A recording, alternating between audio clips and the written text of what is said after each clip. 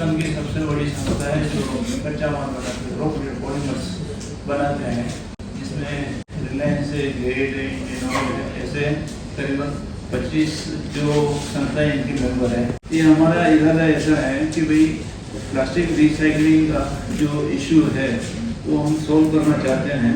तो ये पहला हमारा प्रयत्न है, हम लोग साथ में मिलके करें, ऐसा हमारा इरादा है।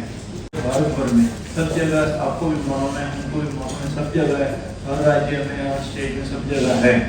तो अभी और वो अनऑर्गेनाइज है, छोटे छोटे लोग हैं, ऐसे अनऑर्गेनाइज है। तो how to make it happen. और अभी कंपल्सरी एनवायरमेंट के इश्यूज जो आ रहे हैं या जो भी है, तो हमको MSME को भी बचाने का है, हमको बड़े को भी बचाने का है, और पूरा जो रिसाइकल सर्कल है पूरा करने का है। अभी कायदा भी आ रहा है, तो उसमें हमारे को 25 जगह अपना रिसाइकल मटेरियल करना पड़ेगा, ऐसा जो आ रहा है, तो उसमें ब्रांड को भी वो यूज़ करना पड़ेगा वगैरह। तो there is a serious challenge in India and for us. और गवर्नमेंट इज ट्राइंग, जो वो ट्राई कर रहे हैं अपने सपोर्ट करने के लिए, जो कायदा बना के इसमें हमारे को आगे बढ़े। ये देखा जाए तो जो लॉज है वो भी हम तो वैसे वेलकम ही करते हैं कि भाई जो है क्या होता है उसमें वेस्ट मैन्युफैक्चर के लिए उसमें अपॉर्चुनिटीज भी है। तो ये इसके लिए जो है, तो ये हमारा 4 से 7 हमारा एग्जीबिशन है, आप सब आइए। That is number 1। इधर प्रगति मैदान दिल्ली में रखा है, दिल्ली में इसलिए रखा है कि यहाँ पे मिनिस्ट्री वगैरह है या जो भी है, और सब मिनिस्ट्री भी हमको सपोर्ट कर रही है, उनका लोगों सपोर्ट हमारे पास है। तो गवर्नमेंट भी चाहती है, स्वच्छ भारत या कोई भी एनी मिनिस्ट्री, कि भाई ये इशू सोल्व होना चाहिए, और हमारा मिशन भी वही है, ये सोल्व करने का। तो करीबन 5 वन में इधर है और 4 से 7 में है। और आप आइए, हमारा सब फंक्शन वगैरह भी अटेंड करिए। Global conclave on plastic recycling and sustainability, इसके ऊपर एक हमने प्रदर्शनी का आयोजन किया है प्रगति मैदान में 4 से 7 जुलाई तक। तो एक प्रदर्शनी की क्या आवश्यकता है इस समय पे, इसके बारे में कुछ प्रेजेंटेशन करके मैं बताना चाहूँगा। Conclave on plastic recycling and sustainability है, ये all India plastic manufacturers association जो एप्मा के नाम से जानी जाती है, और chemical and petrochemicals manufacture association जो CPMA के नाम से जानी जाती है, उनका दोनों का संयुक्त आयोजन है। ये largest ever event on recycling and sustainability in India, and ये गवर्नमेंट ऑफ इंडिया के द्वारा सपोर्ट की गई है।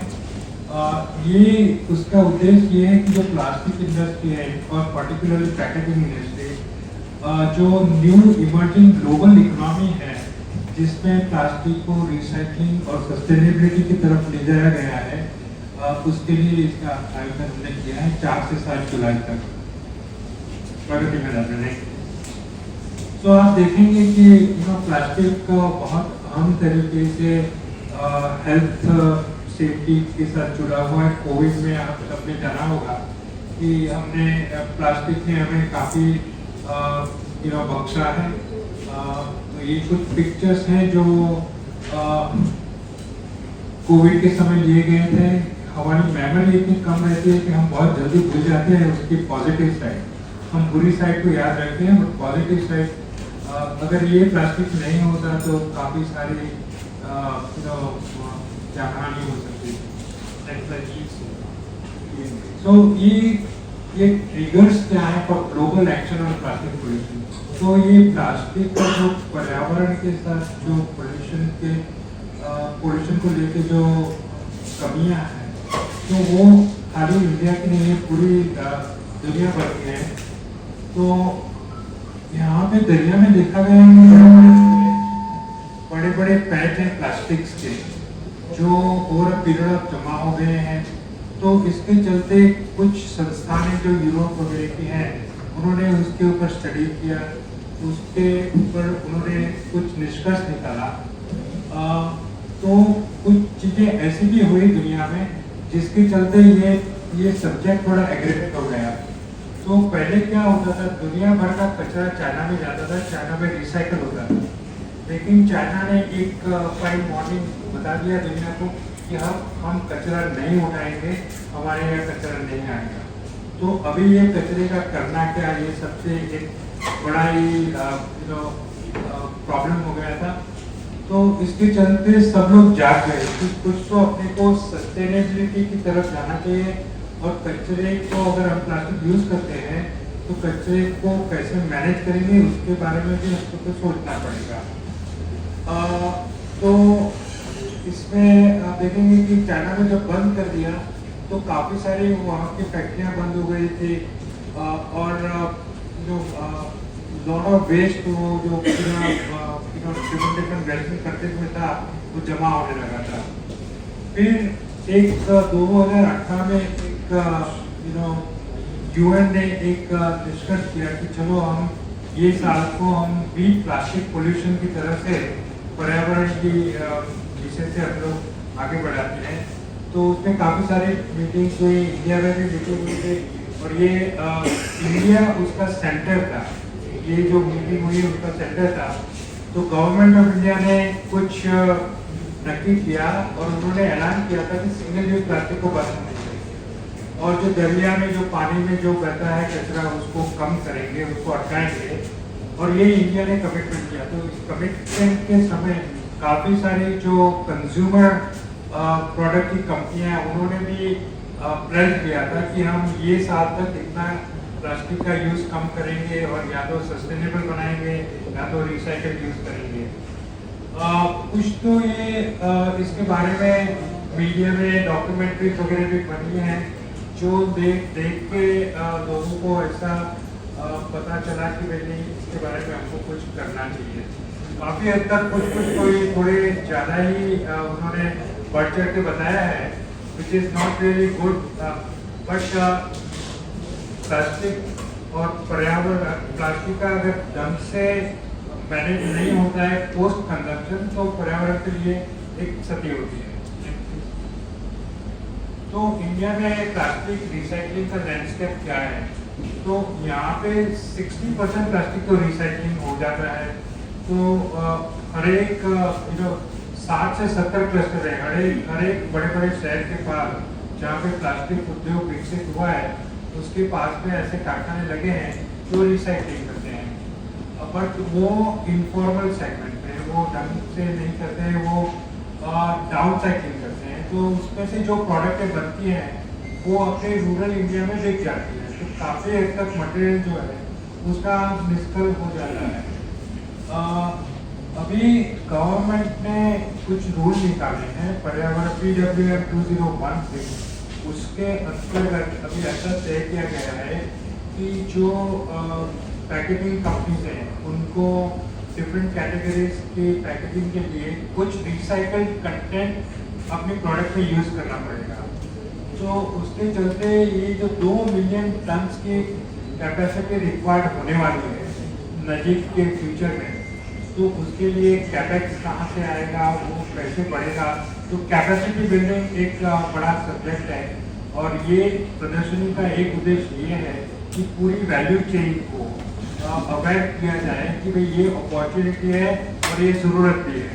एग्जीबिटर्स को GCPRS में क्या मिलेगा, तो उनको अपने इनोवेशन को शोकेस करना है, कंट्रीब्यूशन टू रिसाइकलिंग दिखानी है, सस्टेनेबिलिटी के ये वो क्या कर रहे थे वो दिखाना है, और उनको काफ़ी सारे लोग मिलेंगे जो ये सब सॉल्यूशन के लिए रेडी हैं।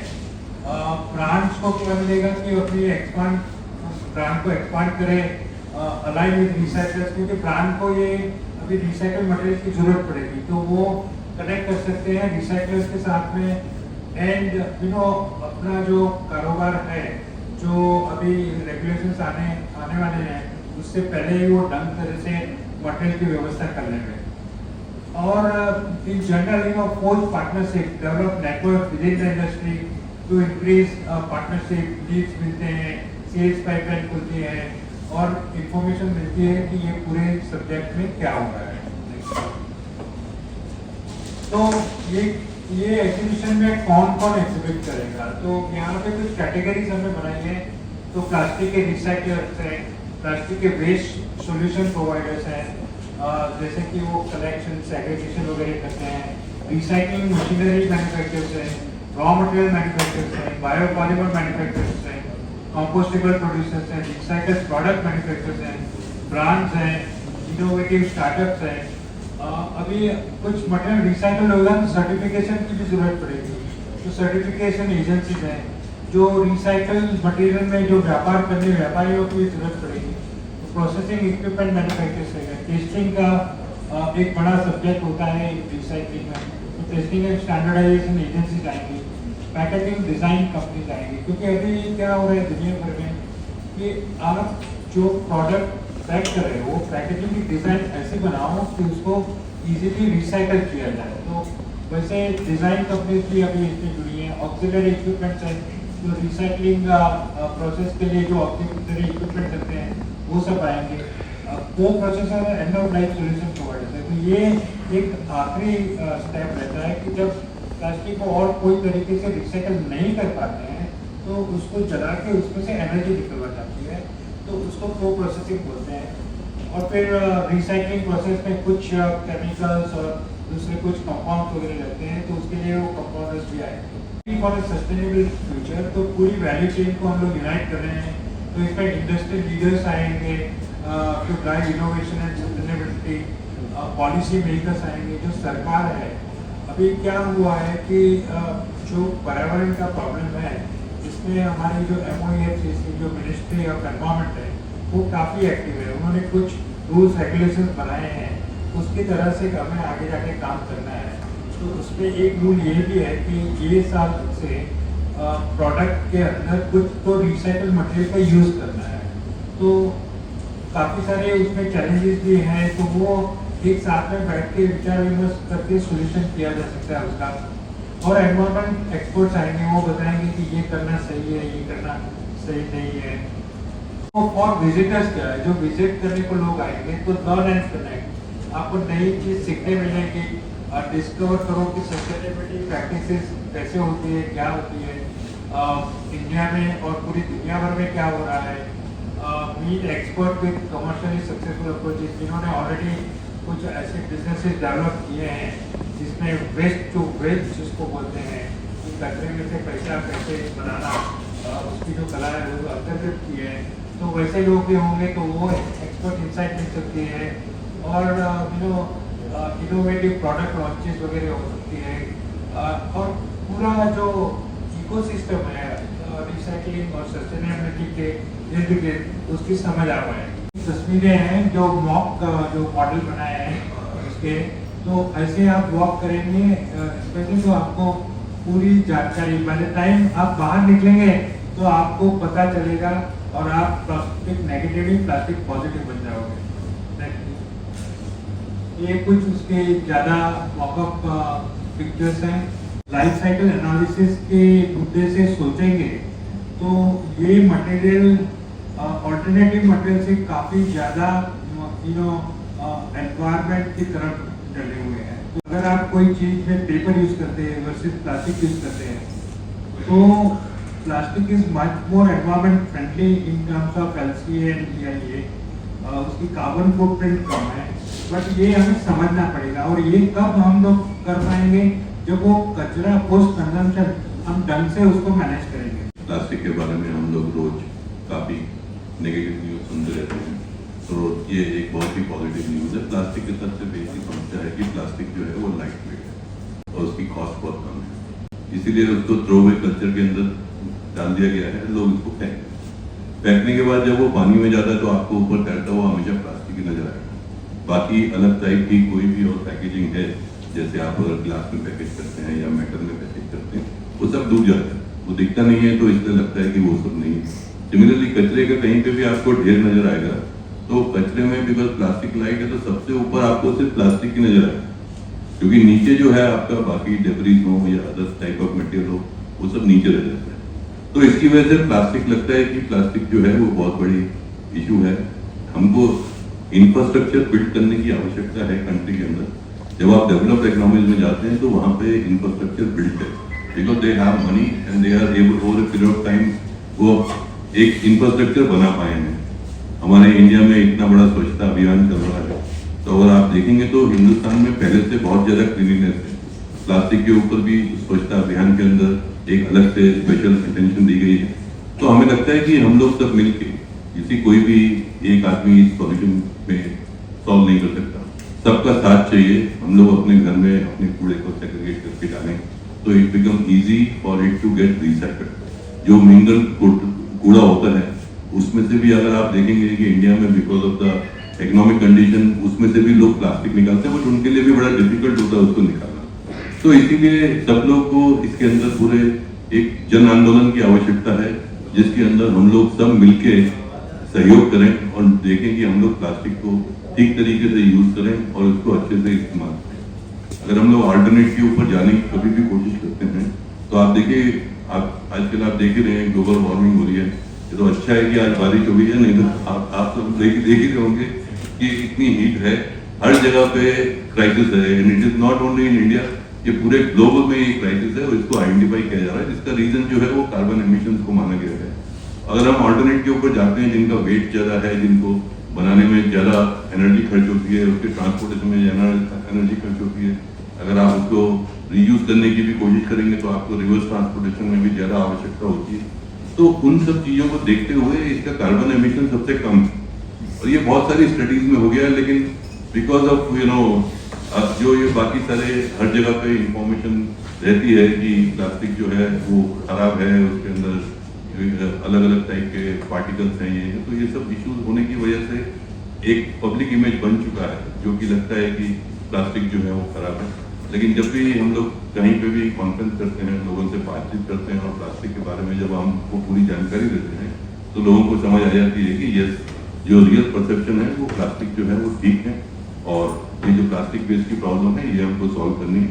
ये हम लोग over period of time globally इसके ऊपर काम हो रहा है। हम लोग बहुत आश्वस्त है कि ये इसका समस्या का समाधान हम लोग ढूंढ लेंगे। कोई भी समस्या ऐसी नहीं है जिसका समाधान ना ढूंढ। सर, प्लास्टिक आपने कहा कि हर आदमी उसको इजीली यूज करता है, लेकिन अगर हम हिंदुस्तान की बात करें, वर्ल्ड की बात सब सेम है। नहीं, मेरी आवाज सुनिए। लाखों करोड़ों ऐसे आइटम्स हैं जो प्लास्टिक से यूज होते हैं, जिसको देखा गया है कि जो गरीब लोग ज्यादा यूज करते हैं, प्लास्टिक की थैलियाँ, पानी के गिलास या चाय की। ये कैसे डिसाइड हो कि ये जो चीज यूज कर रहा है आम आदमी इतना % वो हार्मफुल है या नहीं, उसको कौन तय करे? प्लास्टिक की थैलियाँ होती हैं, गरीब लोग उसमें चाय डालकर और एक दूसरी जगह ले जाकर फिर उसको पीते हैं। प्लास्टिक तो अपने आप में एक न्यूट्रल मटेरियल। इसके देखिए, प्लास्टिक किसी चीज से रिएक्ट नहीं करता।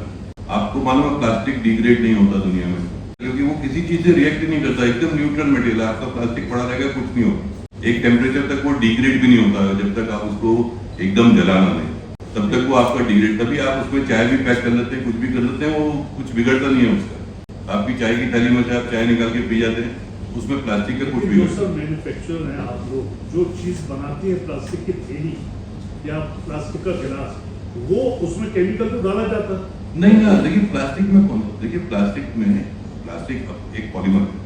आप पहले आप समझिए कि वो प्लास्टिक जो है, जैसे पॉलीथीन है, पॉलीप्रोपिलीन है, उसमें आपको प्रोसेसिंग एड की जरूरत नहीं है, राइट। आपको उसके अंदर कुछ भी डालने की जरूरत नहीं है। आप उसको मशीन में डालते हैं, जो भी शेप में आप उसको डालना चाहते हैं वो डाल देते हैं। ये जो केमिकल्स की बात आती है प्लास्टिक के साथ, ये जो है आपका BPA जो था वो एक केमिकल है, वो एक चीज के अंदर यूज होता था, राइट, पॉलीकार्बोनेट के अंदर। उसके अंदर ट्रेसेस रह जाते थे BPA के। आप किसी भी चीज को हाजर्डियस कब कहते हैं, किसी भी चीज को रिस्क कब कहते हैं? It is basically it is called the hazard into the time exposure. अगर आप किसी भी चीज को, किसी भी केमिकल्स को आप लॉन्ग टर्म तक खाएंगे, इनफैक्ट आप अगर सिर्फ पानी भी पिएंगे लॉन्ग टर्म, तो वो आपको नुकसान कर सकता है। या आप कोई भी चीज ज्यादा खा लें तो आपको नुकसान हो सकता है, वो हजार्डियस रहता है। आप मिठाई भी ज्यादा खा लें तब भी नुकसान हो सकता है। द क्वेश्चन इज कि जब हम किसी भी चीज को हम स्टडी करते हैं, उसका हम लोग एक एपिडेमोलॉजिकल स्टडी करते हैं। एपिडेमोलॉजिकल स्टडी का मतलब यह है कि एक जगह पे जहां पे इस चीज को ज्यादा यूज किया जाता है, उसका क्या रिजल्ट आया। अगर आप स्टडी करेंगे इसको, ग्लोबली द प्लास्टिक कंजम्पशन जो बड़ी कंट्री, डेवलप्ड इकोनॉमीज के अंदर है, वहां पे 110 से 140 है। हम लोगों की प्लास्टिक कंजम्पशन इंडिया में 14 kg पर कैपिटा है। वहां की जो लाइफ एक्सपेक्टेंसी है वो हमारे से कम 20 से 30 साल ज्यादा है। तो अब अगर अब कोई आदमी कहे कि भाई प्लास्टिक से लाइफ एक्सपेक्टेंसी कम होती है तो वहां पे कम होनी चाहिए, लेकिन ऐसा तो हुआ नहीं। तो ये सब स्टडीज जो हैं, ये सब जो मैसेजेस चलते रहते हैं, ये सब लोग जो है इसको बनाते हैं, वो इसको डाल देते हैं। और लोग जो है, क्योंकि उनको कोई भी चीज जो अच्छी है उसके बारे में बुरा सोचने सुनने में अच्छा लगता है तो वो पढ़ते हैं। उनको लगता है जो जितने एनवायरमेंटलिस्ट हैं जो ग्लोबल वार्मिंग की बात कर रहे हैं वो सब गलत है। Global warming is different from plastic. देखिए एक मिनट, आप दोनों चीज को प्लास्टिक सस्टेनेबिलिटी जो आप बात कर रहे हैं कि कुछ नुकसान नहीं है। नहीं, मैं ये नहीं कह रहा कि प्लास्टिक का कोई नुकसान नहीं, मैं ये कहना चाह रहा हूँ किसी भी चीज को अगर आप ढंग से इस्तेमाल करेंगे उसका कोई नुकसान नहीं। किसी भी चीज को स्टोर किया अगर वो बायोडिग्रेड हो जाएगा तो देयर आर प्रॉब्लम। तो इसके लिए ये बायोडिग्रेडेबल मटेरियल जो है वो अभी आ रहे हैं। अभी जो अवेलेबल लेटेस्ट है that is the industrially compostable material. Industry जो है बड़ी क्लोज वॉच करती है, अगर वो जैसे ही ये मटेरियल आता है कुछ भी होता है तो सेल भी होता है। जो लाखों लोग हैं वो हिंदुस्तान भर में काम करते हैं, जैसे रेत पिकर है वगैरह, तो इनको हम लोग क्या करते हैं मेन स्ट्रीम में लाना चाहते हैं और इनको एक प्रोमोलाइज करना चाहते हैं। तो दिस स्टोरी सरकार ने भी जो कायदा बनाया FBR का, वो हम लोग बोलते हैं आपके लिए अपॉर्चुनिटी और आप इसमें आ जाइए, तो इसमें सबकी रोजी रोटी चलती है। जिससे हम लोग जो है एसोसिएशन इसमें इन्वेस्ट करता है कि जो इसमें हमको प्रॉफिट होगा लॉस होगा that is not matter, but we want to create an awareness for the industry, for the government, for the public. पहले चीन में कचरा फेंका जाता था या अभी भी ऐसा कहा जाता है कि जो विकासशील देश है उसमें विकसित देश जो है अपना प्लास्टिक वेस्ट जो है वो बेच देते हैं या वो कर लेते हैं। तो कुल मिला करके तो प्लास्टिक कितना ही गुण रखता हो, गुणों की तुलना में उसकी हानि कितनी है, पहली बात। और दूसरा ये कि कहीं ना कहीं एक तरह से ये उसका प्रमोशन है जो कुल मिला करके नुकसानदायी है। जैसे एक आम तौर पर देख ले बिना, क्योंकि प्लास्टिक इंडस्ट्री जो करती है वो रिसर्च नहीं करती, रिसर्च कोई और करता है, उसका यूज कोई और करता है, उसका फायदा कोई और उठाता है। तो इन सब के बीच में जो एक स्ट्रीम लाइन जो है, एक लाइन जो है, उसके बारे में आम जन अवेयर नहीं है। तो ये उसको मैनेज कर रही है दुनिया में, फिर भी वो दुनिया को कहीं ना कहीं काफी हद तक लाभ की तुलना में नुकसान पहुंचाएंगे। एक पॉलिथीन में रखी हुई चाय, एक पात्र में रखी हुई चाय की तुलना में कितना गुण और वो रखती है, छोटी सी शोध आप बता दें। और दूसरा ये कि दूसरे देशों ने जो अपने वहाँ पे जो किया हुआ मैनेजमेंट सिस्टम, वो मैनेजमेंट सिस्टम जो है यहाँ पे आ जाएगा तो नुकसान कितना होगा, क्योंकि उसके मैनेजर्स भी हैं, वो भी अलग अलग मेजर लेवल के होते हैं। यहाँ नदियों के इन सब में भी अपन देख रहे हैं तो जो इंडस्ट्री है वो जिम्मेदार आचरण तमाम नियम कानूनों के बावजूद नहीं निभा पा रही है। जो कंसर्न है वो बहुत जेन्युइन है, बट आपको ये समझना पड़ेगा कि पहले I also know plastic is a very useful thing. Exactly. I also know. So- and I advocated earlier also in the press meet. हाँ, But in the comparison of तो harmness. मैं आपको वही बताना चाहता हूँ कि plastic is a good material, it's a very efficient material of construction. अगर वो एफिशिएंट नहीं होता था तो और मटेरियल के सामने वो इतना बढ़ोतरी होती ही नहीं थी। That is the first and foremost thing. इसके कुछ लिमिटेशन होते हैं और कुछ पॉजिटिव। तो अगर आप बोलोगे कि आप गर्म चाय प्लास्टिक पॉलिथीन में डालोगे वो अच्छा है कि बर्तन में डालोगे तो वो अच्छा है, तो मैं मेरे घर में भी बर्तन में डालता हूँ, क्योंकि गर्म के लिए प्लास्टिक नहीं बना है, जो जिस चीज़ के लिए बनाया है उसके लिए उसकी यूज होनी चाहिए। थर्ड थिंग इज कि ये जो प्लास्टिक पोस्ट कंजम्पशन जो उसका मैनेजमेंट नहीं हो रहा है, जो पर्यावरण में वो बह जाता है, लीक हो जाता है, उससे समस्या पैदा होती है। तो हमारी कोशिश यही है कि उस समस्या को हम एड्रेस करें। और आपको शायद पता ही होगा कि under United Nations 170 country 170 country ने ठाना है कि हम एक कॉमन कायदा बनाएंगे, कॉमन लॉ बनाएंगे जो हर एक कंट्री को मान्य रहेगा फॉर प्लास्टिक वेस्ट मैनेजमेंट। उसको नाम दिया गया है इंटरनेशनली लीगली बाइंडिंग इंस्ट्रूमेंट। उसके ऊपर काम चालू है।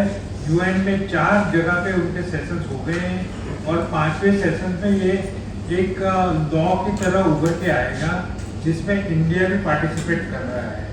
तो यस, क्योंकि ये बहुत सस्ता था, उसकी पोस्ट कंजम्पशन के बारे में कोई कंट्री ने ज़्यादा सोचा नहीं था, क्योंकि cost of managing the post consumption बहुत एक्सपेंसिव और क्रूड से आता था, बनता था, तो वो सस्ता पड़ता था। तो अभी ये पूरी परिस्थितियाँ बदल रही हैं, अभी कुछ अवेयरनेस आ रही है और जहाँ पे उसका नेगेटिव यूज है वो कम हो रहे हैं। जैसे इंडिया में भी हमने 13 चीज़ों को बंद कर दिया गवर्नमेंट ऑफ इंडिया ने, अंडर सिंगल यूज प्लास्टिक, क्योंकि उसमें दो दिक्कतें थी।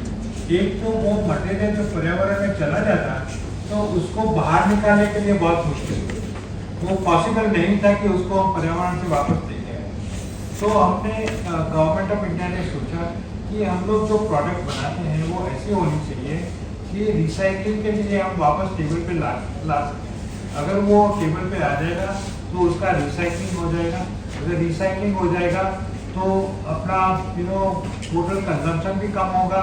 और हमारी जो कंट्री है जो अभी 13-14 kg पर कैपिटा पे चल रही है, और जो फॉरेन की जो विकसित देश हैं वो 50-60-100 kg पर चल रहे हैं, तो बहुत गैप है। जो हमारी इतनी बड़ी जनसंख्या है जिसके भी कुछ एस्पिरेशन है अपनी लाइफ को सुधार करने के लिए, तो ये प्लास्टिक के बिना नहीं हो सकता है, ऐसा एक बड़े बड़े साइंटिस्ट ने सोचा। तो हमें गवर्नमेंट ने ये निष्कर्ष किया कि भाई हमें इसको कैसे मैनेज करना है, उसके ऊपर ज़्यादा ध्यान देना चाहिए, और उसके लिए कुछ कायदे बनाए गए which were called plastic waste management rules 2016। उसको बार बार अमेंडमेंट किया है, और लास्ट अमेंडमेंट अभी चुनाव से 2-3 महीने पहले ही निकला हुआ है।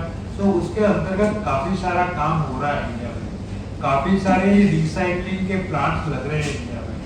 हाँ, ये बात सही है कि जो प्रदेश में जो व्यवस्था है वो जो सालों की उनकी मेहनत का फल है, वैसी इंफ्रास्ट्रक्चर अभी क्रिएट नहीं हुई है, बट हम वो रास्ते पे चल रहे हैं कि पूरा ऐसा इंफ्रास्ट्रक्चर क्रिएट करें कि पर्यावरण को नुकसान ना हो और हमारा प्लास्टिक सस्टेनेबिलिटी की ओर आगे बढ़े। ये एग्जीबिशन है 4 से 7 को है अपना प्रगति मैदान दिल्ली में। ये पहला all India plastics manufacturer association है जिसके 20,000 मेंबर अक्रॉस द कंट्री है और 79 ईयर्स ओल्ड संस्था है। और साथ में हमारे सीपी में है जो पॉलीमर वाले हैं, और हिंदुस्तान के सबसे क्या बोलते हैं जितने पॉलीमर प्लांट है उनके अंडर है इस सीपी में एक साथ में। तो हम लोग ने सोचा कि प्लास्टिक का जो वेस्टेज का या जो है सस्टेनेबिलिटी का, रिसाइकलिंग का जो भी इश्यू है ये रिजॉल्व होना चाहिए। तो रिजोल्यूशन की तरफ ये हमारा पहला कदम है। अभी तक हम लोग प्राइम मटेरियल में गए थे, ये था सब जो था उसके लिए एग्जीबिशन किया, उसके लिए अपने मेंबर्स को प्रमोट किया। तो अभी जो है समस्या सरकार की है, हमारी और दुनिया की है, तो वो रिजोल्व करने के लिए हमारा पहला कदम है कि हम ये रिसाइकलिंग का एग्जीबिशन करते हैं। एक दूसरा क्या है कि इसमें छोटे छोटे लोग काफी लोग हैं, मीन्स जो हर एक शहर में समझो जो वेस्ट पिकर है, रिसाइकलर है, ये है, और कमाते हैं, अपना पैसा कमाते हैं, तो वो लोग भी इसमें पार्टिसिपेट करते हैं, means they are also part of it. तो सबको जो है फॉर्मलाइज करने के लिए, एक ही साथ लाने के लिए ये एक हमारे एक अटेम्प्ट है। तो इसमें हमको सरकार का सहयोग बाय लोगों बाय सपोर्ट, मॉरल सपोर्ट हमको मिल रहा है, और हमको वो बताने का है कि भाई हम लोग एक ही प्लेटफॉर्म पे काम कर सकते हैं, ये समस्या का हल कैसे करें और आगे हम लोग का ग्रोथ आवे, प्लास्टिक इंडस्ट्री का भी ग्रोथ आवे और देश का भी ग्रोथ आवे, ऑल एंड में जाएंगे। हमारे जितने मैन्युफैक्चरर्स है they are all law abiding, that means 100% law abiding है, उसमें कोई कमी नहीं है।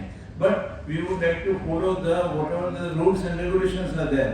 तो जो प्लास्टिक का जो पॉइंट है that we abide guidance and grow ourselves. तो ये जो वैसा हमारे राजेश गोवारी ने बताया, हितेंद्र ने बताया, आज हमारा कंजम्पशन कुछ नहीं है, मगर हम लोग जो है कर नहीं पाते हैं because of the our habits, वो हम लोग को स्वीकार नहीं है। देखो हम लोग हिंदुस्तान में कोई भी घर है और परिवार है, वो कहीं कचरा घर में नहीं रखता है, आराम से उसके पिताजी माताजी के संस्कार ऐसे हैं कि भाई कोई कचरा नहीं करता है, वो अपनी हैबिट वही संस्कार बाद में आएगा, काफी फर्क पड़ जाएगा। यानी कि अपन अभी कैसे करना चाहिए, क्या करना चाहिए, हमारा इनोवेशन करेंगे मिनिस्टर साहब, बाद में हमारा सीईओ कॉन्फ्रेंस भी उस दिन 5 बजे का है। तो अपने भारत के इंटेलिजेंट लोग और जो भी सही है वो लोग उधर आएंगे, रास्ता बताएंगे या हम लोग करेंगे। So this is the first attempt by the ITMA and CPMA to solve this problem, and we should be part of the circular economy, we should be part of the sustainability। वो हमारा ध्येय है। प्रदर्शनी का आयोजन किया है जो इसका नाम है global conclave on plastic recycling and sustainability. तो हमें जो हमारी लाइफ है उसको सस्टेनेबल बनाना है। हर क्षेत्र में आज सस्टेनेबिलिटी की बात हो रही है, तो प्लास्टिक में भी सस्टेनेबिलिटी की बात को आगे बढ़ाना ये हमारा उद्देश्य है। इसके लिए जो रिसाइकलिंग में जो एडवांसेस हो रहे हैं उससे इंडस्ट्री को अंतर्गत कराया जाए और उसके चलते हम लोग ज़्यादा से ज़्यादा रिसाइकल कर पाएँ तो हम लोग सस्टेनेबिलिटी के और सर्कुलरिटी के और आगे बढ़ेंगे। तो ये उद्देश्य है प्रदर्शनी का। इसमें